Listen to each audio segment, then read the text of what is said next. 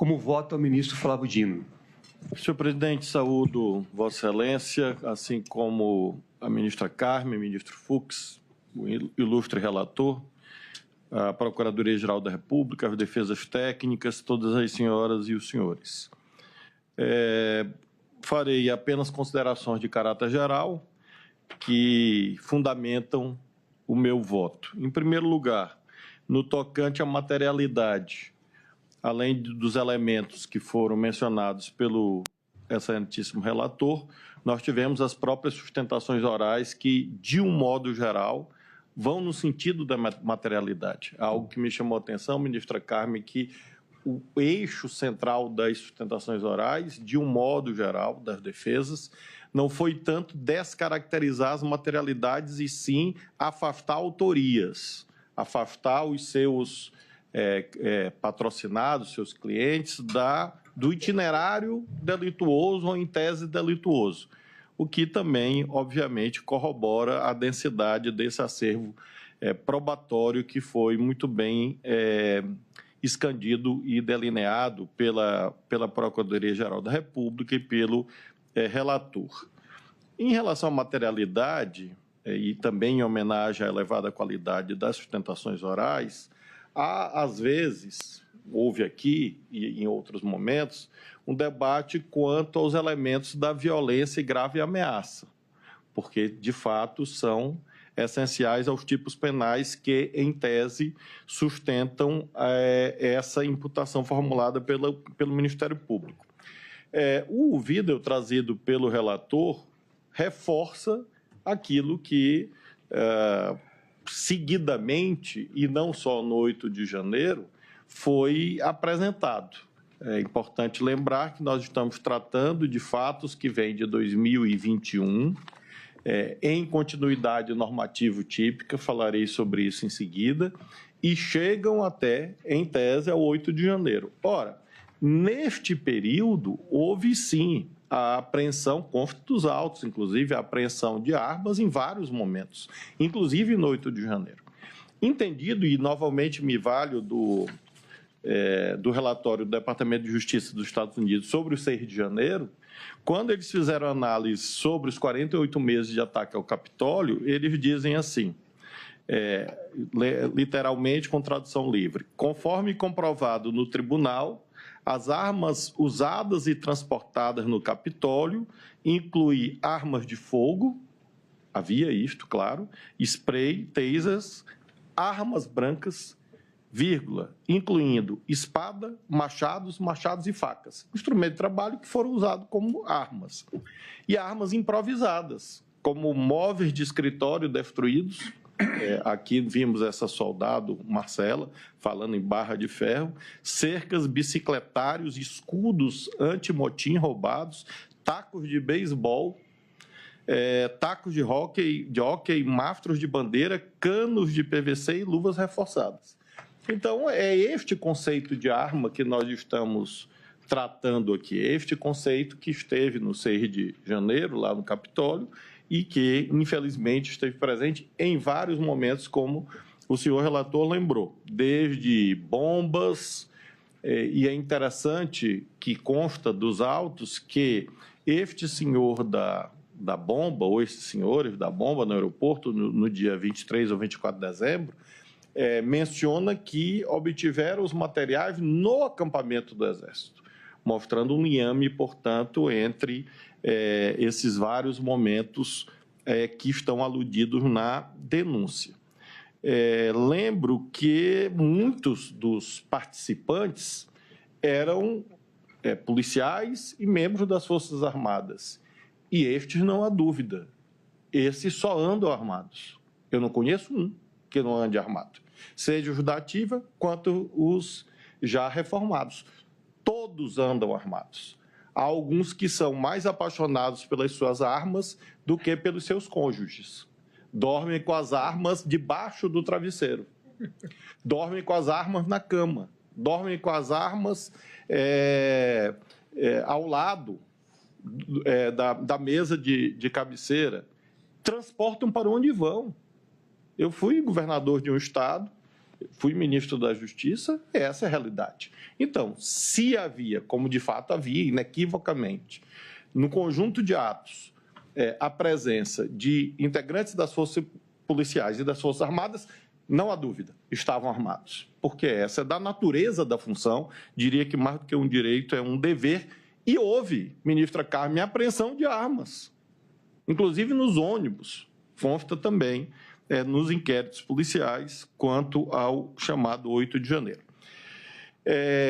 A tipificação, portanto, do 359L e do 359M, em tese é possível. E não é uma novidade no direito brasileiro essa dupla tipificação. Ela vem de antes. Se nós lembrarmos a Lei de Segurança Nacional, em relação à qual há continuidade normativa típica, e esse é um detalhe importante na avaliação da materialidade e da viabilidade ou da justa causa, porque alguns dos fatos elencados antecedem a lei atual 14.197. E aí alguém poderia dizer, não havia tipicidade. Ocorre que havia uma tipificação quase igual, e eu tenho aqui uma referência doutrinária de um senhor chamado Michael Procópio. O senhor conhece, ministro Fux, esse cidadão? Me disseram que trabalha com o senhor. Ou Michael, né? Michael ou Michael, né? Porque lá no Maranhão tem um vereador que me apoia, preteritamente me apoiava, ele era conhecido como Michael Jackson. Que era Michael Jackson, né? Claro. Mas este caso eu não sei se ele gosta de ser chamado de Michael ou de Michael. Mas, enfim, se ele quiser homenagear o Trump, é Michael. O senhor Michael Procópio e outros que aqui pesquisei, todos falam dessa duplicidade por conta da largueza dos bens jurídicos tutelados. Se nós formos à extinta e, em boa hora, sepultada Lei de Segurança Nacional, os artigos 17 e 18, ela já tratava em dois tipos penais diferentes. De um lado, tentar mudar com o emprego de violência ou grave ameaça a ordem, o regime vigente ao Estado de Direito. Esse era um crime, reclusão de 3 a 15. E no outro, 18, tentar impedir com o emprego de violência ou grave ameaça, esses elementos sempre presentes, como na lei em vigor, o livre exercício de qualquer dos poderes da União dos Estados, reclusão de 2 a 6. Então, este debate sobre absorção ou consunção, que não é feito, obviamente, no recebimento da denúncia,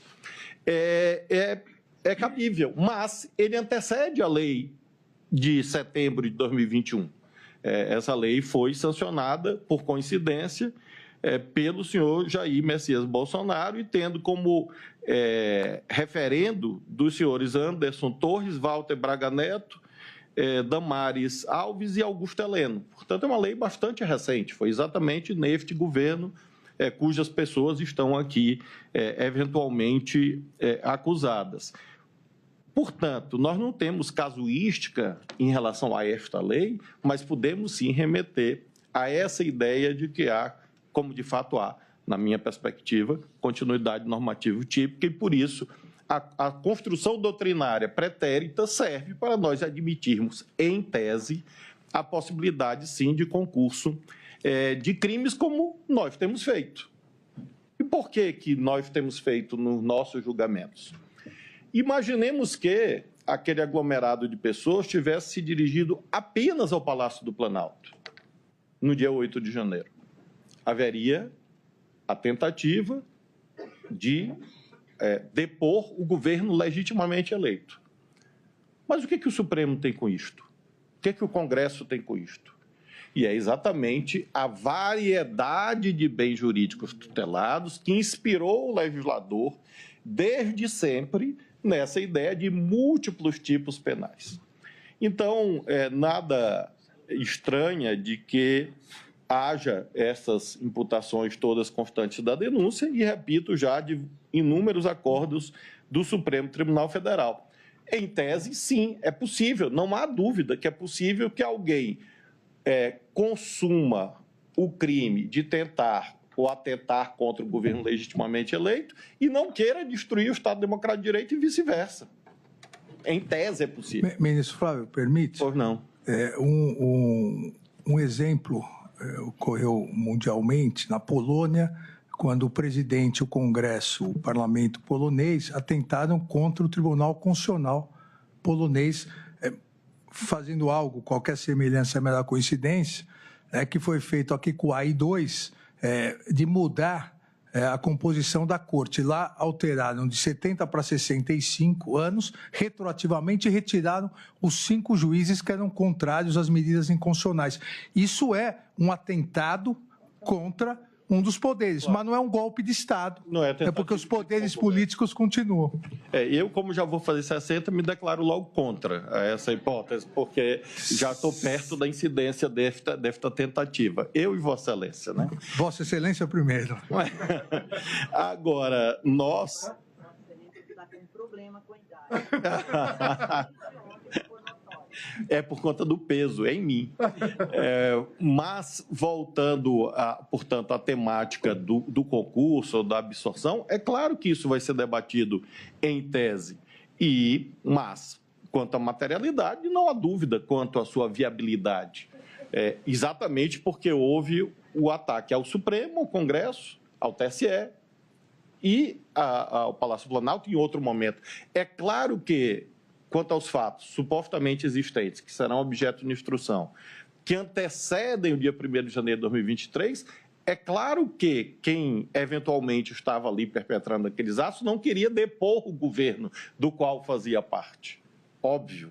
E aí nós teremos, portanto, o debate de provas para a configuração ou não. Agora, como proposta de que haja a conjugação, o concurso entre esses crimes, a inviabilidade técnica, claro que não, pelo contrário. E desde sempre, como mencionei, há essa ideia de múltipla tutela em relação a esses bens jurídicos primaciais. Como a ministra Carmen foi elogiada pelo presidente Trump, e eu não vou ficar atrás, eu trouxe um precedente da senhora, desta primeira turma. Eu trouxe um da ministra Rosa também. E a ministra Carmen, em 2007, disse o seguinte, nesta primeira turma: não é lícito ao juiz, no ato de recebimento da denúncia, quando faz apenas juízo de admissibilidade da acusação, conferir definição jurídica aos fatos narrados na peça acusatória. Poderá fazê-lo no momento da prolação da sentença. Então, claro que nós não estamos aqui fazendo classificação jurídica em relação aos fatos. Faremos no momento próprio.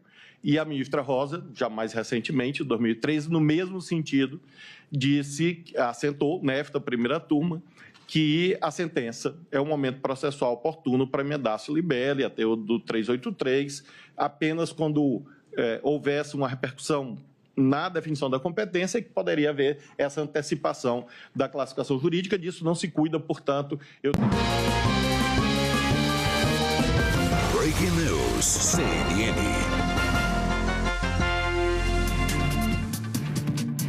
Nós interrompemos a transmissão do julgamento da denúncia contra o ex-presidente Jair Bolsonaro e mais 7 pela suposta trama golpista para trazer a notícia de que morreu aos 77 anos o prefeito de Belo Horizonte, Fouad Noman.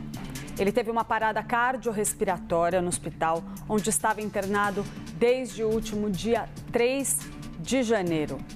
Fouad Noman, então, prefeito de Belo Horizonte, se despede, faleceu depois de uma parada cardiorrespiratória, estava internado já no hospital e a gente vai aqui seguir ainda, trazendo a seguir para vocês a transmissão do julgamento, mas antes disso a gente traz alguns detalhes, algumas informações sobre esse período que a gente ficou aguardando. Eu trago para mim, aqui para me fazer companhia aqui, o nosso analista Pedro Duran, que vai me ajudar aqui a trazer mais detalhes para vocês a respeito da morte do prefeito de Belo Horizonte. Pedro, bem-vindo. Conta um pouquinho para a gente, você que o entrevistou recentemente, aí durante o período da campanha eleitoral.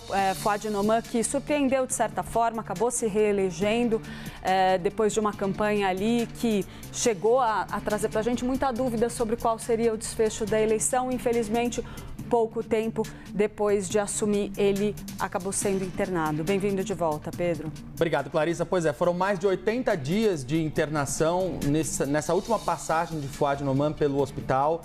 Ele que, com 77 anos, enfrentou um linfoma não Hodgkin, mas teve várias complicações por conta do tratamento do câncer. Acabei de receber aqui uma nota oficial da Prefeitura de Belo Horizonte, dizendo que, com profundo pesar, lamenta e informa o falecimento do prefeito Fouad Noman. Lembra que ele dedicou décadas da vida ao serviço público, pautado pelo compromisso com a ética, o diálogo e o bem-estar da população de Belo Horizonte. Em 2022, assumiu o cargo de prefeito na capital mineira e, desde então, foi conduzindo a cidade. Ele que foi reeleito prefeito na última eleição e não conseguiu efetivamente trabalhar à frente da prefeitura nesse novo mandato, Clarissa, porque logo na cerimônia de posse já participou virtualmente e de máscara e foi internado no início de janeiro. Portanto, agora a notícia oficial, depois de ter tido uma parada cardiorrespiratória por volta das 10 horas da noite ontem, a morte do prefeito de Belo Horizonte, Fouad Noman. Obrigada pelas informações, Pedro Duran. Recomendo aí para a nossa audiência, quem quiser mais informações sobre a morte do prefeito de Belo Horizonte, pode buscar lá no site da CNN Brasil. A gente vai trazer todos os detalhes para vocês.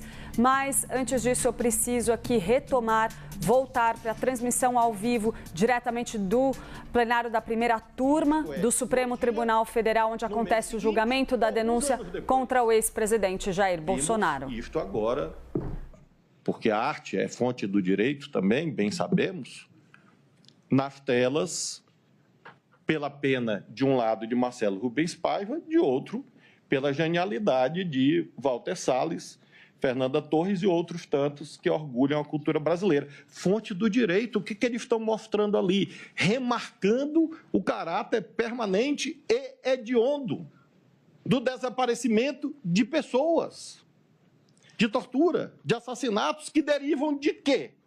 De um golpe de Estado.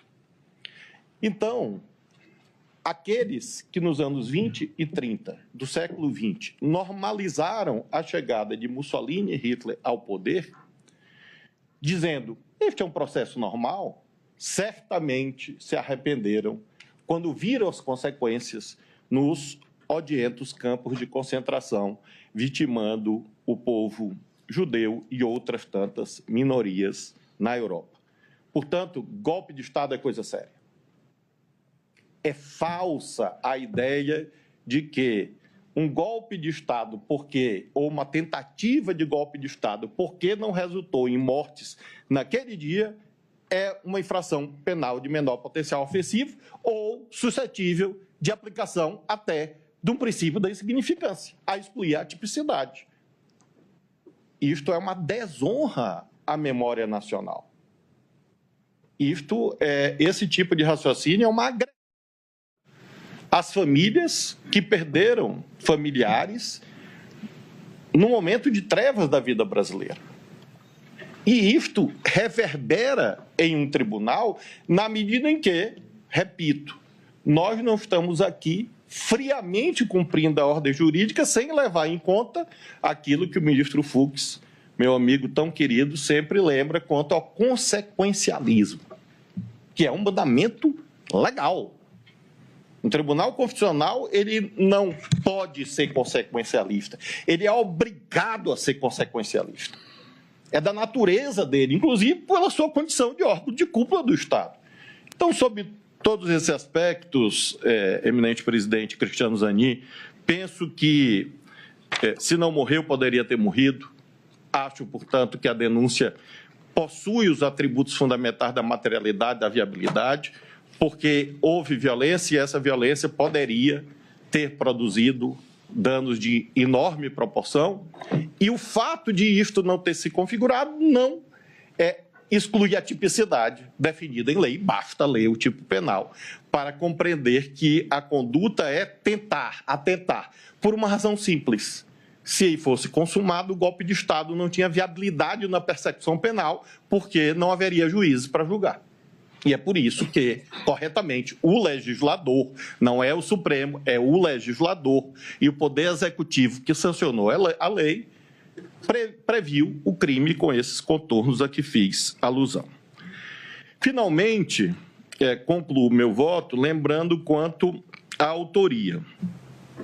Penso aqui, ministra Carmen, que o relator já nos poupou, eu anotei, como disse, ao longo das sustentações e com a leitura dos autos, indícios, a meu ver, razoáveis em relação a cada um dos acusados. Porque justiça não é justiçamento. É claro que as pessoas têm que ser julgadas de per si, independentemente do seu nome, da sua história, como aludi ontem. Temos que aferir as condutas, uma a uma, independentemente do juízo moral ou de qualquer outra natureza que nós tenhamos sobre essas pessoas. Isso não comparece no tribunal. A toga serve para isso. E o que nos distingue de ditadores é que a nossa subjetividade é controlada pelas normas jurídicas. Se não houvesse normas jurídicas, não haveria direito, não haveria segurança para todos que este Supremo sempre deu, com seus acertos e erros, inerentes a qualquer instituição humana. Mas se nós olharmos, desde o alvorecer da República, temos que dar razão a Campos Salles. É a joia das instituições republicanas, disse Campos Salles, quando ministro da Justiça no primeiro dos governos republicanos. Então, de um modo geral, creio que o Supremo terá as condições de, ao longo da instrução, aferir esses indícios de per si para identificação da participação concreta de cada um. E acho, de fato, razoável, alguns disseram isto, olha, não há liame entre um evento e outro. Claro que é absolutamente razoável essa matéria probatória. Eu lembro, ministra Carmen, de uma história das lendas políticas do Maranhão, que na década de 50 resolveram invadir o Palácio do Governo do Estado. E aí havia um cidadão muito corajoso, cujo ele era conhecido como bota para moer. E aí entregaram a bandeira do Brasil, nesse tempo só se usava a bandeira do Brasil em manifestação, botaram o bota para moer bem na frente.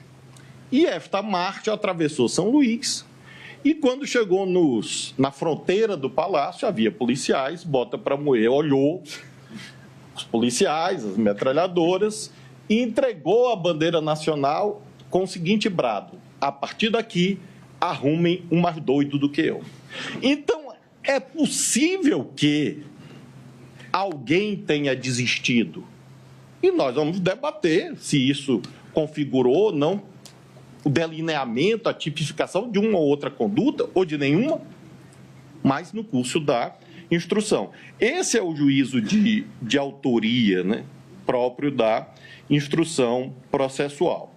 E, evidentemente, como mencionei, a classificação jurídica ao final, inclusive quanto à dosimetria, a partir não das vontades individuais de cada um dos julgadores.